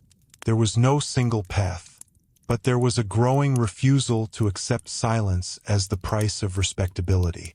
This is where the cultural image of the perfect mother began to weaken, not because motherhood mattered less, but because too many women had lived inside the role to keep pretending it had no cost. The smiling woman in the advertisement no longer looked entirely innocent. People had begun to ask what happened after the photograph. Who cleaned after the party? Who stayed awake with the sick child? Who swallowed anger because the children were watching? Who sat in the kitchen after midnight with a glass in hand, wondering whether gratitude and grief could exist in the same life? These were no longer private, eccentric questions. They were becoming part of the national conversation. Books, television interviews, magazine essays, women's groups, and ordinary conversations between neighbors all carried versions of the same realization. Domestic life had been described as a finished answer when for many women it had been the beginning of a much harder question. And that question did not disappear with one generation, because daughters who had watched closely were now becoming wives and mothers themselves, carrying both inheritance and resistance into the 1970s. Some repeated the old rituals with new awareness. Others refused them outright. But almost all were shaped by the women who had taught them, often unintentionally, what private endurance looked like. Which brings us to one of the most revealing final turns in this story. Not the public argument about women's liberation, but the private reckoning many older mothers faced years later. When the children were grown, the house became quieter, and the role that had once consumed everything suddenly loosened. Because when the children leave, and the daily noise falls away, a difficult question returns with unusual clarity. After years of being needed by everyone else, who are you now? After years of being needed by everyone else, who are you now? For many women who had spent the 1950s and 1960s inside the full architecture of American motherhood, this question did not arrive dramatically. It arrived in silence. The children left for college, marriage, military service, or simply their own adult apartments. The kitchen that had once felt too crowded became strangely still. There were fewer school schedules, fewer rides to arrange, fewer lunches to pack, fewer urgent interruptions. The routines that had structured entire decades began to thin out, and with that thinning came a kind of emotional exposure. Some women experienced relief first. At last, a slower morning. At last, a dinner that did not need to satisfy 5 different appetites. At last, time that belonged, at least in theory, to no one else. There could be genuine pleasure in that quiet, especially for women who had been running on exhaustion for years. But relief was often followed by something more complicated. If motherhood had become the central language of identity, what happened when the daily performance of motherhood no longer required constant action? A woman who had been introduced for 20 years primarily as someone's wife and someone's mother could suddenly find herself facing an emptier mirror. Not because love disappeared, but because function changed. The phrase empty nest sounds gentle. In reality, it could feel like grief mixed with disorientation. Some mothers discovered how much of their emotional life had been organized around usefulness. To be needed is exhausting, but it is also clarifying. Tells you where to stand, what to do next, who you are in the eyes of others. When that need recedes, freedom can feel less like liberation and more like vertigo. And for women who had used alcohol as part of managing domestic life, this transition could be especially revealing. The afternoon drink that once marked the passage between school pickup and dinner no longer had the same practical place. The rituals remained, but the structure around them changed. Some women drank less because the daily pressure had eased. Others drank more because the silence had become louder. Without children constantly present, marriage itself often came back into sharper focus. 2 people who had spent years organizing life around parenting now found themselves facing each other more directly. Sometimes they rediscovered companionship. Sometimes they discovered how little remained beneath the shared project of raising a family. This could be one of the most painful revelations of all. A marriage can survive on logistics for a very long time. School schedules, bills, illnesses, holidays, family obligations. These provide endless reasons not to examine emotional distance too closely. But once the children are gone, the silence between 2 people becomes harder to ignore. Some couples found that they had become strangers with excellent household management. They knew each other's routines, preferences, and histories, but not always each other's present inner lives. They had spent years as partners in responsibility and discovered, late, that responsibility alone does not guarantee intimacy. For a woman who had quietly medicated loneliness through cocktails or tranquilizers, this stage of life could force a new honesty. Was the drinking about motherhood, or had it also been about marriage?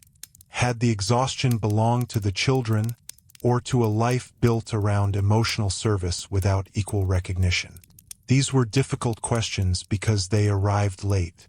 To ask them at 45 or 50 could feel frightening. Youth had passed. Economic dependence might still be real. Divorce remained complicated. Social expectations had softened, but not disappeared. There was often no dramatic new beginning waiting neatly on the other side of realization. There was only the ordinary courage of deciding whether the rest of life would continue in silence. Some women chose work for the first time in years. Part-time jobs, community leadership, teaching, volunteering, returning to college, opening small businesses. These were not always about income. Often they were about rebuilding selfhood. A woman who had spent decades being thanked primarily for sacrifice could find enormous dignity in being recognized for skill, judgment, humor, or competence unrelated to domestic caretaking. Even small independence could feel profound. A paycheck with her own name, a room where people asked for her opinion first, a calendar that included obligations chosen rather than inherited, a reason to buy clothes not for church, holidays, or children's school events, but for herself as a person moving through the world. These details sound modest, but they mattered because they restored authorship. Authorship is one of the hidden themes of this entire history. Who gets to feel they are writing their own life, rather than merely maintaining someone else's?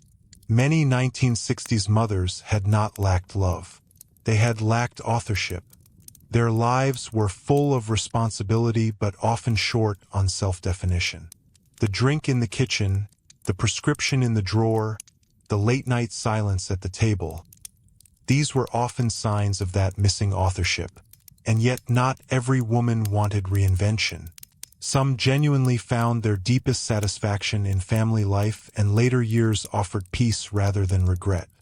History becomes dishonest if it assumes every housewife was secretly waiting to escape. Many were proud of the lives they built, and with reason. Raising children, holding families together, surviving ordinary years with grace. These are not lesser achievements simply because they were unpaid. The issue was never that domestic life lacked value. It was that the culture often refused women the right to define that value for themselves. Fulfillment imposed from outside is not fulfillment. The problem was not motherhood itself, but the insistence that motherhood should erase all other legitimate forms of selfhood. Older women often understood this distinction with remarkable clarity. Some looked back and said they would choose family again, but differently. They would keep working. They would insist on more partnership. They would not apologize for needing solitude. They would drink less and speak sooner. They would teach their daughters not gratitude at any cost, but boundaries. That wisdom often came quietly, not through speeches but through ordinary advice. Keep your own money. Finish your degree. Do not confuse being loved with being used. Choose someone who notices your tiredness before you have to explain it. Do not wait 20 years to ask what you want. These lessons were often the true inheritance passed from one generation to the next. And daughters listened, even when the advice was disguised as casual conversation over dishes or folded into a holiday visit. By the 1970s, the daughters of the 1960s mother were entering marriages with a different awareness. Not always freedom, but awareness. They had seen too much to believe completely in the old polished myths. That changed everything slowly. Marriage negotiations shifted. Expectations around fatherhood shifted. Women entered professions in greater numbers. Conversations about drinking, depression, and domestic unhappiness became less private, though never simple. The suburban mother with the hidden bottle did not disappear, but she became harder to pretend was an isolated moral failure rather than part of a larger pattern. Popular culture changed too. Television mothers became less perfectly polished. Novels and memoirs made space for female dissatisfaction without requiring villainy.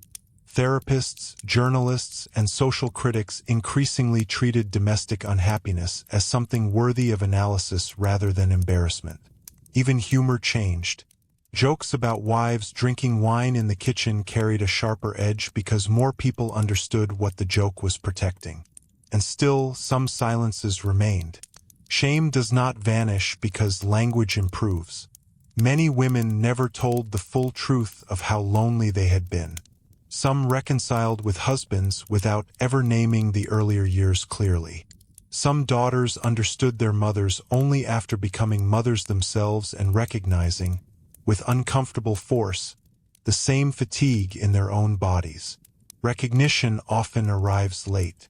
A woman in her 30s might suddenly remember her mother sitting alone at the kitchen table and realize that what she had interpreted as distance was actually depletion. A son might look back and understand that the woman he thought was always home had, in fact, been carrying the emotional center of an entire family without anyone calling it work. History matures when private memory catches up with public language. That is part of why the subject of drinking matters so much. Alcohol is easy to judge because it leaves visible evidence. But if we focus only on the glass, we miss the architecture around it. The drink was often less the story than the symptom. The real story was expectation. The expectation that women would translate love into endless labor. The expectation that gratitude should silence dissatisfaction. The expectation that respectability mattered more than honesty. The expectation that emotional endurance was simply part of feminine virtue. Once those expectations are visible, the entire image of the cheerful 1960s suburban mother becomes more complicated and more human. She was not simply the smiling woman in the advertisement. She was the person cleaning after the advertisement. She was the one remembering birthdays and swallowing resentment. She was the one at the doctor's office saying she felt tired and being handed pills instead of questions. She was the one at the cocktail party making a joke that sounded funny enough to survive the room. She was the one watching her daughter leave for college and feeling pride mixed with envy. She was the one sitting in the quiet after everyone else had gone to sleep, asking herself whether she had lived the life she chose, or the life that had been chosen for her. And perhaps the most difficult part was that the answer was often both. That ambiguity is what makes this history feel so close even now. Most lives are not clean stories of oppression or freedom. They are negotiations between love and limitation, duty and selfhood, gratitude and grief. The women of the 1960s were living inside that negotiation every day. Some reached for a drink. Some reached for a degree. Some reached for silence. Some reached for the door. And many did all of those things at different moments in the same life. By the time the public language of women's liberation grew louder, millions of quieter private decisions had already prepared the ground. The movement was not born only in marches or manifestos. It was born in kitchens, in parked cars, in bedrooms after arguments, in letters never mailed, and in the small private moment when a woman finally admitted to herself that exhaustion was not proof of failure. It was proof that something needed to change. And once enough women believed that, even softly, the old performance of effortless domestic happiness could never quite return to what it had been. Which is why, if we want to understand why so many 1960s American mothers drank more than people like to admit, we have to look not only at the bottle, but at the world that made the bottle feel reasonable. And that world becomes clearest when we examine the one thing it defended most fiercely of all: the idea of the good mother itself, who defined her, who judged her, and why so many women spent years trying to survive inside a standard that was almost impossible to meet. And that standard, the good mother, was perhaps the most powerful and least questioned institution of all. She was supposed to be patient but never passive, attractive but never vain, devoted but never overwhelmed, social but never self-indulgent, protective but never controlling, calm but never emotionally absent, efficient but always warm. She was expected to be endlessly available while somehow remaining effortlessly composed. Most importantly, she was expected to make all of this look natural. That was the cruelest part of the ideal. Not simply that it demanded so much, but that it denied the labor involved in meeting it. A mother who struggled too visibly risked being seen as inadequate. A mother who succeeded too perfectly made the standard harder for everyone else. The role rewarded invisibility and punished honesty. No one could fully live inside that image. And yet millions of women tried. They tried because they loved their children. They tried because marriage, religion, economics, and social expectation all pointed in the same direction. They tried because they had been taught that good women held families together quietly, and that visible unhappiness threatened something larger than personal comfort.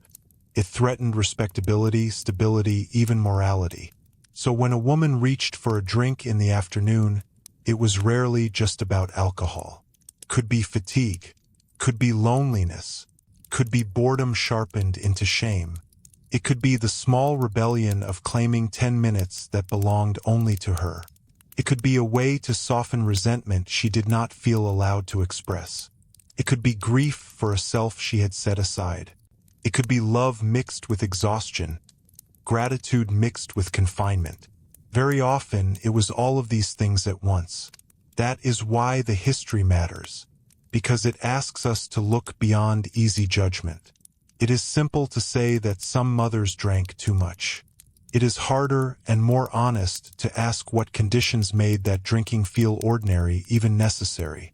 History becomes meaningful when it moves past blame and into understanding. The women of the 1960s were not caricatures of suburban unhappiness. They were human beings living inside a system that praised them constantly while listening to them very little. Some were content. Some were quietly desperate. Most lived somewhere in between, balancing affection, duty, compromise, ambition, resentment, humor, and the practical work of getting through another ordinary Tuesday. Their lives were not failures because they were complicated. In fact, the complication is the truth. A woman could deeply love motherhood and still mourn what it cost her. She could love her husband and still feel invisible beside him. She could be proud of her home and still feel trapped inside it. She could be grateful and grieving at the same time. And sometimes, the glass in her hand was simply the visible edge of that invisible contradiction. By the 1970s, much of the language around women's lives had changed. Daughters entered adulthood with sharper questions. Marriages were negotiated differently. Work, identity, and emotional honesty took on new public meaning. Not every problem disappeared, far from it, but silence became harder to defend as virtue. The image of the flawless suburban mother never fully vanished, but it cracked. And through those cracks, something more truthful appeared. Not perfection, but personhood. Women who were not symbols, but individuals. Women who were allowed to be tired. Women who were allowed to want more. Women who were allowed to say that love does not cancel labor. Women who were allowed to ask whether the life that looked ideal from the outside actually felt livable from within. That question still echoes now, which is part of why this history remains so recognizable. The details change, different kitchens, different medicines, different language, but the deeper issue is familiar. How much of a person can a role consume before the person begins to disappear? For many 1960s American mothers, that question lived quietly behind polished doors, beneath dinner parties, beneath church smiles, beneath carefully folded laundry and afternoon cocktails. It lived in the pause before answering, "I'm fine." It lived in the silence after the children were asleep. It lived in the knowledge that being admired for self-sacrifice is not the same as being known. And perhaps that is the final thing worth remembering. When we look back at these women, we should not see only the stereotype. The housewife with the hidden bottle, the suburban mother with her cocktail, the smiling woman in the advertisement. We should see the full human life behind the image. The intelligence, the compromises, the private negotiations, the humor, the endurance, and the quiet courage it took to keep asking, even silently, whether there might be another way to live. Sometimes history is loud. Wars are loud. Elections are loud. Revolutions are loud. But some of the most important changes begin in very quiet places. At a kitchen table, in a parked car outside the grocery store, in a doctor's office where the wrong prescription is handed over, in a daughter noticing her mother's tiredness, in a woman deciding, after years of endurance, that exhaustion is not a moral duty. Those moments rarely make headlines, but they change families, and families change history. So the next time we picture the polished world of 1960s suburban America, the bright kitchens, the perfect lawns, the cheerful advertisements, it is worth remembering what was often just outside the frame. The woman holding it all together, and the cost of asking her to do so beautifully, silently, and with a smile. And if there is one lasting lesson in that history, it may be this: people do not usually break because they are weak. They break or bend or reach for relief because the shape of the life around them asks too much for too long. Understanding that does not excuse everything, but it does make us kinder, and history at its best should make us kinder. If this part of the past surprised you most, I'd love to know what stayed with you. The quiet rituals, the hidden loneliness, or the impossible standard of the good mother. And if you enjoy these calm, deep dives into the stranger truths behind ordinary history, subscribe and stay with me for the next one. Until then, let the house grow quiet, let the past settle softly, and let the people inside it become a little more real.